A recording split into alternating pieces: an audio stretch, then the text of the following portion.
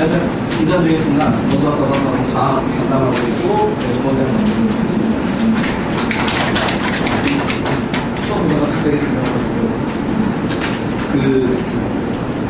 오늘 이제 제가 과학 설명드릴 내용은요, 일단은 첫 번째 이제 저희가 입시가 많이 바뀌고 있잖아요. 바뀌고 있어서 그 바뀌는 과정에 대한 디테일한 거는 저희가 3부에서 저희 실장님이 자세하게 설명을 드릴 거고, 제가 이제 설명드릴 내용은 첫 번째는 과탐을 이제 아이들이 이번 여름방학 기준으로 해가지고 선택과목을 선택을 해야 될 거예요. 학교에서. 써서 내야 될 텐데 어떤 걸 선택을 하는 게 유리하냐, 어머님께서 제일 많이 궁금해하시는 부분이겠죠.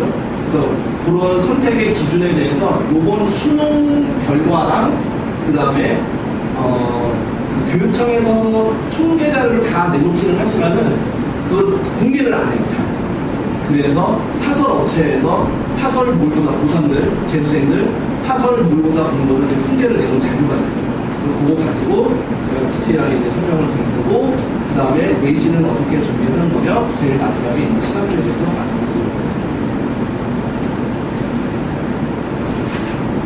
자, 선택 기준은요, 네, 저희가 그냥 우리가 친구 따라 강남 가는 식으로 뭐가 좋대더라 이런 식으로 선택하면은 네, 재수를 부릅니다.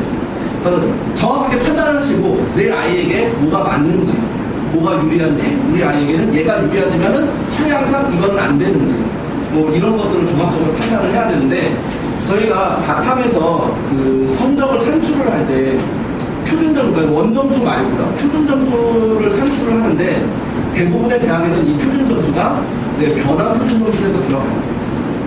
서울대는 그 표준점수에다가 0.8%에서 들어가고요. 그런 표준점수가 이제 어떤 지표가 될 수가 있는데, 그 표준점수를 매길 때 이 두 가지 요인이 있는 거예요. 난이도와 학생 수준이 있는데, 첫 번째, 똑같은 학생이 있어요. A와 B가 있는데 얘네 둘 다 50점이에요. 50점이 만점이에요. 50점 다 맞았어요. 근데 A는 어려운 문제를 풀어서 50점을 맞았고 B는 쉬운 문제를 풀어서 50점을 맞았어요. 그러면 우리는 대학에서는 누구에게 더 점수를 줄까요? 어려운 걸 푸는 학생한테 점수를 더 줄까요? 쉬운 걸 푸는 학생한테 더 줄까요?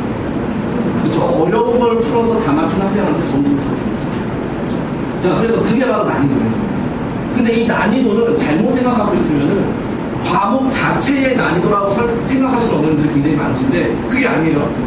과목 자체의 난이도만 놓고 따지면 물리나 화학이죠. 얘네가 1등이죠.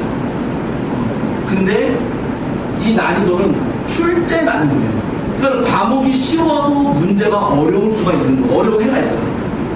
과목이 어려워도 문제가 쉬운 해가 있어요. 그러니까 이거는 이 난이도에 대해서는 예측 불가입니다. 저희가 올해는 생명이 쉬울 거야, 올해는 물리가 쉬울 거야, 이거 예측 못해요. 아무도 예측 못해요. 과목의 난이도가 아니라 그 해 출제 난이도이기 때문에, 문항의 난이도. 그러니까 이거는 저희가 고려 대상에서 집어넣을 수가 없어요. 모르기 때문에. 그럼 두 번째, 학생 수준인데요. 제가 아까 과탐에서 이제 표준 점수가 들어간다고 했잖아요. 표준 점수가 뭘 의미하는지 어머니 혹시 아시나요? 아시는 분들도 계시겠지만 표준 점수라는 거는 평균에서 얼만큼 멀리 떨어져 있느냐. 그러면은 단순하게 생각을 해보죠. 내가 고득점자인데 평균이 낮을수록 유리할까요? 평균이 높을수록 유리할까요? 평균이 낮을수록 유리해요. 왜? 내가 고득점자면 내 위치는 윗부분에 이렇게 고정되어 있는데 평균이 아래로 내려가면 내려갈수록 제가 평균에서 멀어지는 거예요. 그래서 내가 고득점을 받을 수 있다라면은 평균이 낮은 과목이 유리한 거죠. 그러면은 평균이 낮은 과목은 공부를 잘하는 애들이 많을수록 평균이 낮아질까요? 공부를 못하는 아이들이 많을수록 낮아질까요? 못하는 아이들이 많을수록 낮아집니다. 그래서 저희가 그 두 가지를 가지고 유불릭을 따졌을 때, 자, 난이도는 어렵게 출제되고 학생 수준은 못하는 학생이 많은 과목이 유리한데, 불리한 건 그 반대고요. 쉽게 출제되고 그 다음에 난이도가 쉽게 출제되고 그 다음에 학생 수준은 잘못 썼네요. 죄송합니다. 잘하는 많은 학생이 많은 과목이 많을수록 이제 불리한 거죠. 그러니까 유리한 거는 이건데 난이도는 제가 어떻게 예상이 안 된다는 거죠. 그러면 결국은 뭐냐? 못하는 학생이 많은 과목을 선택했을 때 나에게 유리하다. 물론 못하는 학생들이 많고 인원수가 많으면 등급당 인원수가 일단 많아지잖아요. 전체 선택 인원수가 많아지잖아요. 똑같이 4%라고 했을 때 1000명이면은 4%라고 했을 때 400명이죠. 아니 40명이죠. 40명이고요. 그러니까 전체 선택 인원수가 많고 못하는 학생들이 밑에서 막 받쳐주고 있으면 그게 유리한 방법입니다. 근데 이거를 통계를 낼 수 있는 그 통계 자료가 없었다는 거예요. 근데 이제 작년에 사설업체에서 통계를 냈어요. 그래서 여기 보시면은 과학탐구를 선택한 학생 중에서 국수형 하대 평점수 평균이에요. 자, 보시면은 이 평균이 제일 높은 과목이 화학이에요. 이 말은 뭐냐면은 공부 잘하는 아이들이 제일 많이 선택한 탐구 과목이 화학이라는 거죠. 또는 화학 선택한 아이들이 공부 잘하는 아이들이 제일 많다는 거죠. 2등이 물리, 3등이 생명, 4등이 지. 근데 생명과학하고 지구과학은 0점 몇 점 차이. 그래서 예전에 저희 그 졸업생들 그리고 현재 제가 가르치고 있는 3학년들한테도 안 되면 생지, 그냥 생지. 물론 이 생명과학하고 지구과학이 인원수로 따져도 원투에 인원수로 따져. 그래서 이제 생명과학, 지구과학이 똑같은 게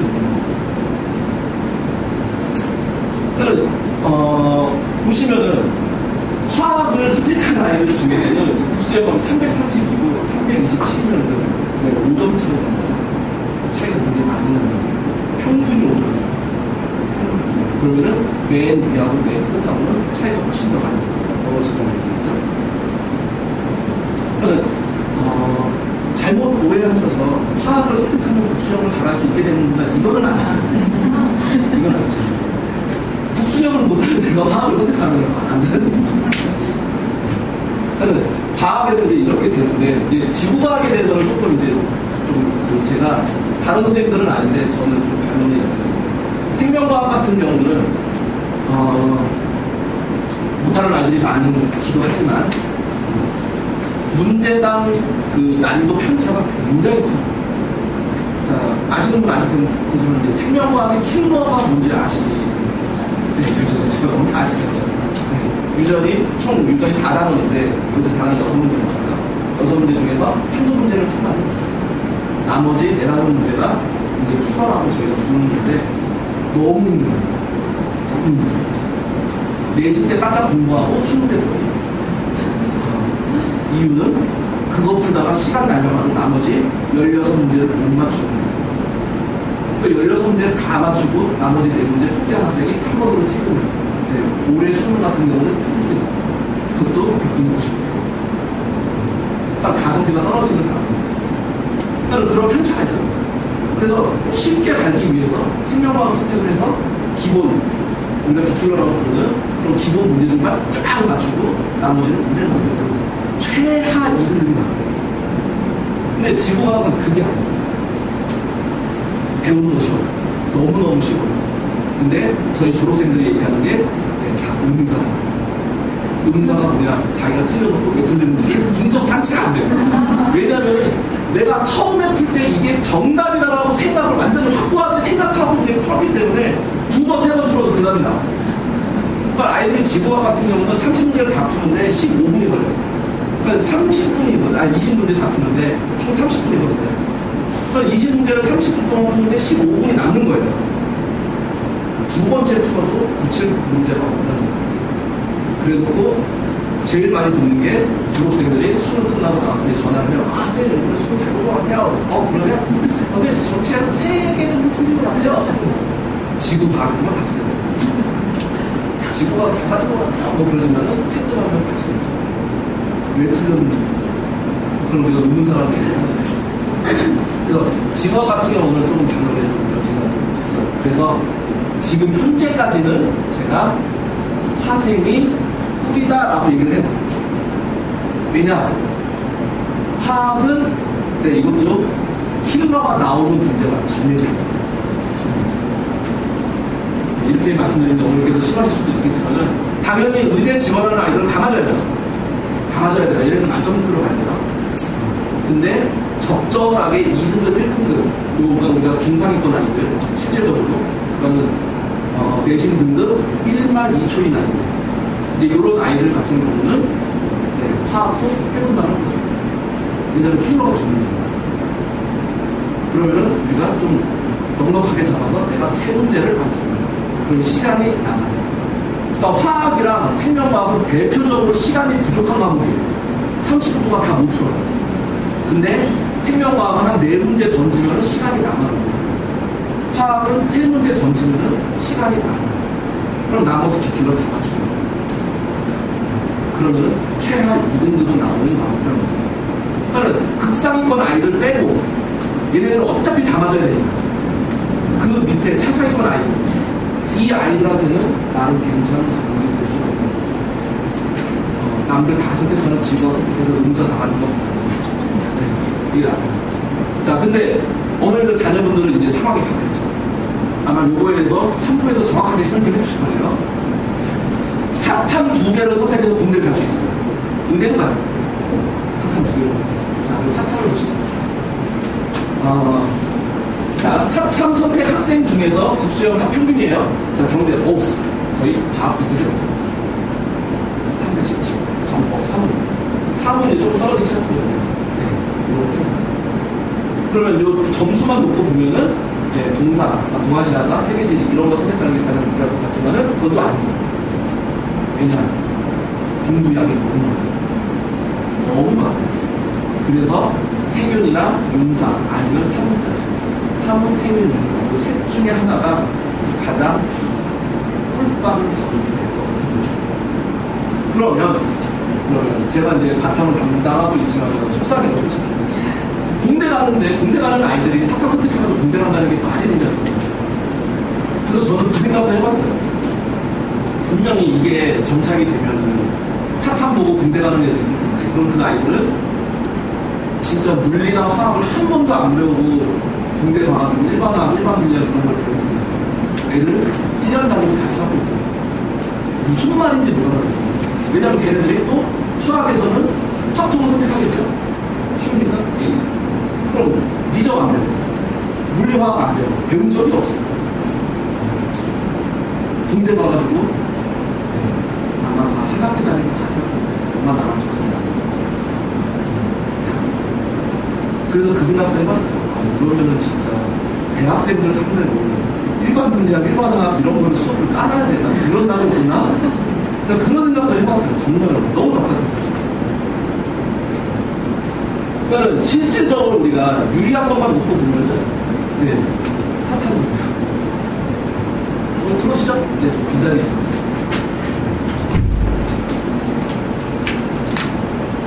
그러니까 유리한 것만 보면은 사탄 2개 선택해가지고 네, 분명히 인원수도 사탄이 훨씬 많아요. 인원수 자체. 그 다음에 못하는 데도 많아요. 저는 이렇게 했을 때 가장 유리할 거라는 거죠. 그래서 자기가 이제 정말 이 무라생지 중에는 답이 없고 내가 할 수 있는 게 없다. 그러면은 사탄도 대학이 될 수 있어요. 우리가 자존심 굳이 세울 필요가 없죠. 일단 대학 가고 가야죠. 나중에 휴학하고. 그래서 사탄 선택하는 게 맞는데 정말 이런 얘기 할 때마다 정말 속이 쓰거든요.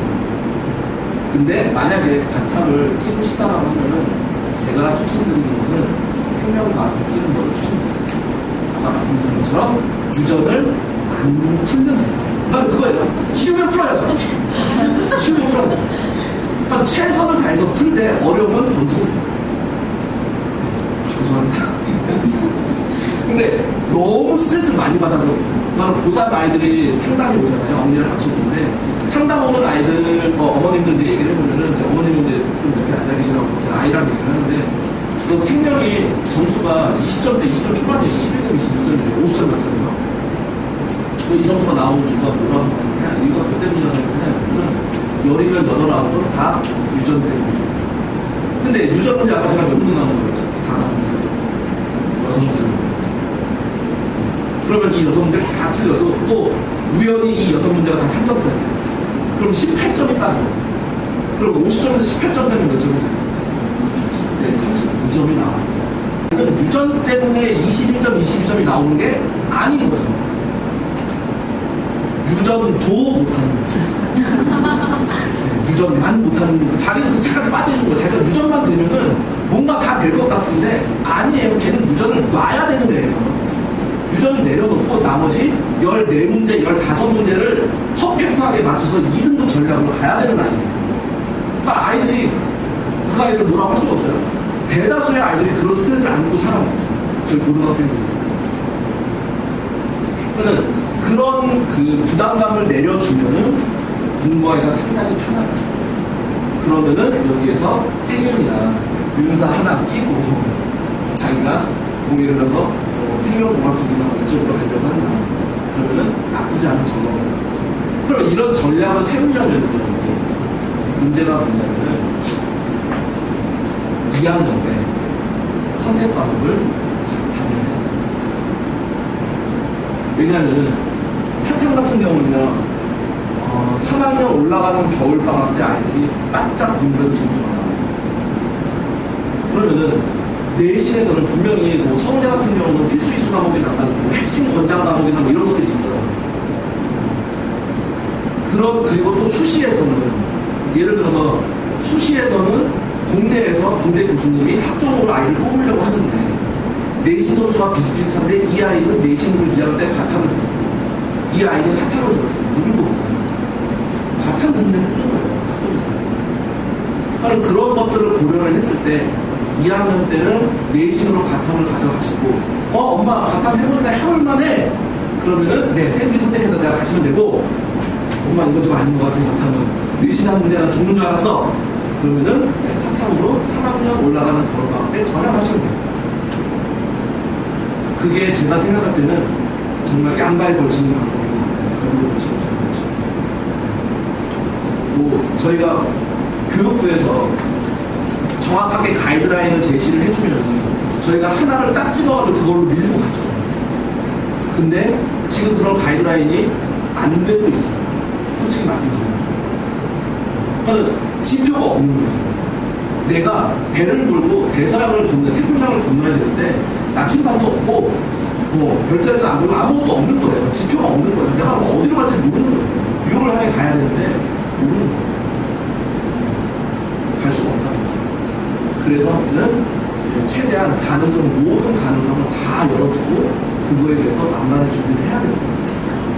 그게 제가 생각할 때는 2학년 때는 만약에 공대를 가실 거면 공대나 자연계열, 의대 이쪽으로 이제 진학을 원하시는 분들이라면은 2학년 때 내신은 탐구를 하시고 바탕을 하시고 그 다음에 이게 잘 돼서 점수가 나올 것 같으면 기왕이면 생지하면 더 좋고 아니면은 화생도 나쁘지는 않고 스트레스를 내려놓는 거예요.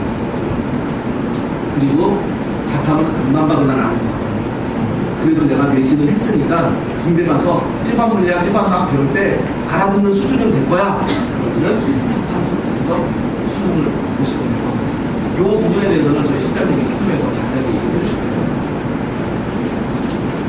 자, 그러면 바탕 내신 준비는 어떻게 해야 되느냐? 자, 천천히 말씀드릴게요. 2학년 때 아이들이 배우는 건 문화생지 총 4과목인데 과중은 이걸 다 배워요. 과중은 다 배우고 과중이 아닌 학교는 보통 3과목을 선택을 합니다. 근데 과탐 2과목에 사탐 하나 이렇게 선택해도 괜찮아요. 또는 사탐 2개에 과탐 하나 선택해도 돼요. 그거는 학교에서 다 열려있기 때문에 상관이 없고 자, 과탐만 먼저 말씀을 드리면은 물리학 네, 저희 어머니들 이제 공부해보시면 알겠지만 물리 머리에 쥐는 그 단원이 역학이 이렇게 기억을 어머니들이 따져보시면은 역학을 생기셨을 거예요. 그게 1단원입니다. 1단원, 중간, 고사. 지금 어머니들 그 자녀분들 기말고사 내신대를 하고 있죠. 통합과. 지금 현재 통합과 내신 범위가 역학. 아마 아이들 머리가 쥐나고 있어요. 그래서 요게 좀 심화돼서 들어가요. 그래서 1학기 중간고사가 굉장히 중요하고 1학기 중간고사만 잘 버티면 나머지 좀 편하게 갈 수가 있고요. 성균고등 배운 같은 경우는 시험 범위가 누적인데 이것도 이제 매해 바뀌어요. 그대로 갈 때도 있고 바뀔 때도 있고 선생님 마음이라서 지금까지 이렇게 해왔고요. 그 다음에 하학 1은 머리에 쥐나는 단어, 킬러 단원이 두 단원이에요. 1단원은 1학기 중간고사 물리랑 겹치죠. 그러니까 내년 1학기 중간고사 아이를 죽는 거예요. 물리, 역학고죠. 화학 1단원이 제일 어려워요. 화학 선택 안 하는 아이들이 제일 많은 이유 중에 하나가 이거예요. 1단원에서 머리에서 쥐는 거예요. 이거는 물리하고 차원이 달라요. 물리는 그냥 공식을 외워서 분석을 해가지고 풀면 되는데 이거는 손도 못 해요. 손도 못 해요. 그래서 지금 제가 가르치고 있는 1학년 아이들 반 중에 제일 잘하는 말이 한 말 있어요. 1단원 지금 몇 번째 과목이죠. 그래서 이 아이들의 수준은 거의 고2에서 고3 수준까지 올라가 있는 상태예요. 근데 부러워하지 마세요. 얘네를 중2 때부터 시작했어요. 몇 번을 반복했는지 한 명 한 명 데려다가 한 문제 문제씩 다 풀어주고 이걸 이렇게 하죠. 그래서 제일 중요한 건 뭐냐면 일반화를 시켜야 돼요. 모든 문제를 풀 때 항상 자기가 이렇게 해야 하는 뒷방 이런 게 있어요. 그걸 만드는 데 시간이 걸려요. 그러니까 1학기 중간고사 죽어나는 거예요. 물리하고 화학. 그 다음에 4단원에서 이제 어려워지는데 이 4단원은 여름방학 때부터 대비할 수 있는 그 기간이 있어서 1단원보다 보시면 근데 여기도 보면 양적 관계 이 양적 관계가 굉장히 물리는 이제 2학기로 넘어가면 조금씩 편해져요. 1학기 중간고사. 그 다음에 생명과학은 다들 4단원 유전이 킬러라고 생각하시지만 수능 복병이 3단원 수치가 흥분해. 수능에서 이제 우리가 좀 쉽게 출제를 하시려고 하는 경향 같은데 모르겠어요. 이거는 제 느낌이고요. 근데 내신 문제는 예전에 되게 어려웠던 문제들을 토대로 선생님들이 만드시는 거기 때문에 여기도 보시는 거예요. 그럼 이 3단원 근육 같은 경우는 1학기 중간고사에 들어가고 그 다음에 흥분의 이론은 여기 1학기 중간고사 또는 학교를 조금 차야 되는데 1학기 기말에 포함되는 학교입니다. 한 중간 기말 이렇게 조금 나눠주고 그 다음에 이 4단원이 2학기 중간고사에 들어갑니다. 여름방학 때 학생이 해야 됩니다. 몇 박씩. 그 다음에 지구과학 1 같은 경우는 내용을 쉬워요. 내용을 쉬워요. 아까 제가 말씀드린 것처럼 공부하는 게 너무 즐거워요. 쉬우니까. 내가 이게 무슨 중학교 과학 공부하는 느낌이에요. 너무 쉬워. 얼마나 이런 것만 나왔으면 좋겠어. 하지만 이러면서 조심해요. 즉 도표 분석이 너무 힘들어요. 그리고 킬러 단원이라고 딱 꼬집어서 얘기할 수 있는 단원도 없어요. 오늘 다 모든 단원을 아까는 준비해야 돼요. 자, 이렇게 해서 2학년 때 원을 배우고요. 그 다음에 3학년으로 가면 이제 추가목 문의하시는 어른들 한데, 추가목은 문의 안 하셔도 됩니다. 네. 그리고 문의하셔도 제가 개설 안 합니다. 왜냐면은 수능에서 포함도 안 되고, 수능에서 포함도 안 되고, 서울대에서는 내신으로 필수 권장 과목으로 하긴 하지만은 절대평가예요. 절대평가이기 때문에 단기간에 A 등급이 가능합니다. 많이 주는 학교는 30%대까지, 40%대까지 A를 줘요. A 받으면 돼요. 그래서 제가 가르치는 학생들은 내신 대비만 제가 한 3주 정도 따로 불러다가 보강을 해요. 돈 안 받거든요. 저는 뭐 걱정 안 하셔도 돼요. 그 정도만 해도 A는 나와요. 왜냐면은 내신 던지는 아이들이 너무 많아서 그 아이들이 다 던져요. 3학년. 그래서 A 받는 거는 수업 선생님들이 또 웬만한 학교 선생님들은 문제를 다 알려줘요. 문제 다, 야, 여기 한 100문제 이렇게 딱 주시고 이 중에서 나올 거야. 이렇게, 100문제도 안 줘요. 한 50문제 주고 이 중에서 나올 거야. 이렇게 하세요. 예전에 제가 그 특성화고 아이들 수업을 한번 한 적이 있거든요. 걔네들 수업이 선생님이 문제 주고 답까지 다 알려주고 거기서 문제 뽑아서 냈더니 그랬었거든요. 지금 추가 좀 비슷해요. 그 정도까지 알고 그래서 추가목 내신은 3학년 내신은 걱정 안 하셔도 돼요. 그러면 네, 마지막 중간고사 내신. 저희하고 이제 보내신 어른께서 아시겠지만 1학년은 제가 내신 대비를 안 해요. 근데 1학년 내신 대비 시스템을 만든 게 저희 학원의 가장 큰 장점은 확인했습니다. 정말 컴퓨터하게 진행하시는 거예요. 그리고 1인당 최소 200문제 이상이라고 써놨지만 사실은 아이들이 500문제 이상을 써요. 사실. 근데 제가 보수적으로 답변드리면 그 다음에 직접으로 이렇게 진행이 되고 2학년이 올라가면은 확인학습은 없을 거예요. 대신에 선생님들이 개별적으로 받아주시고 왜냐면은 전체적으로 진행하기에는 편차가 너무 많습니다. 내용이 너무 어려워져서 중학교 때까지는 아이들이 편차가 그렇게 크지가 않은데 2학년 올라가면 편차가 많이 있어요. 내용이 어려워요. 그럼 못하는 아이들은 불러야 되는데 자 여기에서 이제 그게 있어요. 제가 아이들한테 첫 시간에 얘기하는 게 있어요. 제 수업을 열심히 들었는데 못 따라오는 아이가 있고 똑같이 못 따라오지만 오늘은 무슨 일 때문에 빠지고 다음 주는 무슨 일 때문에 빠지고 이렇게 자꾸 결석해가지고 못 따라오는 아이가 있어요. 제가 가지고 있는 시간은 한정돼 있고 이 아이들을 보충할 수 있는 시간도 한정돼 있다라면 저는 열심히 하고 있는데 못 따라오는 아이를 챙겨야 할까요? 아니면 불성실한 아이를 챙겨야 할까요? 열심히 하는 아이를 챙겨야 할까요? 열심히 보내주세요. 저는 뭐 수행평가다 이런 것 때문에 빠지는 거는 뭐 어쩔 수 없다라고 생각이 들어요. 뭐 수학여행이나 이제 이런 것도 다시 막 보완이 됐으니까. 근데 뭐 저도 문화생활 이런 거 되게 좋아해요. 다음 달에 조승우 팬텀 보러 가는데 성공했습니다. 근데 아이들 문화생활 뭐 저도 존중은 해요. 존중하는데 그래도 내신 기간만큼 아이들 잘 해주셔서 열심히 나올 수 있도록 해주시면은 저희가 어머니들 기대에 공부할 수 있게 최대한 노력을 하겠습니다. 저는 연간 커리 이렇게 말씀을 이거는 뭐 제가 읽어드리는 것밖에 안 돼요. 지금 현재 개설되어 있는 단위고 통합과학은 이렇게 진행이 된다. 그리고 통합과학 같은 경우는 12월과 11월 이제 내신 대비 끝나고 12월 내신 끝나고 이때부터 이제 겨울방학 때 물리원 화학원 들어간다고 생각하시면 되고요. 그 다음에 지금 물리원 개설되어 있는 반은 물리 진행하다가 통합과학 내신 대비 1학년 2학기 때가 되게 힘들어요. 저희도. 왜냐면은 선행도 나가고 내신 대비도 해야 되는데 이 내신 대비를 저희가 많이 잡으면 5주, 6주를 잡거든요. 통합과학 같은 경우는 정말 디테일하게 들어가야 돼요. 그러면은 여기서 이렇게 7, 8월이라고 적었지만 사실 8월 말에 내신 대비 들어가야 될 수도 있고 그래요. 추석이 껴있구나.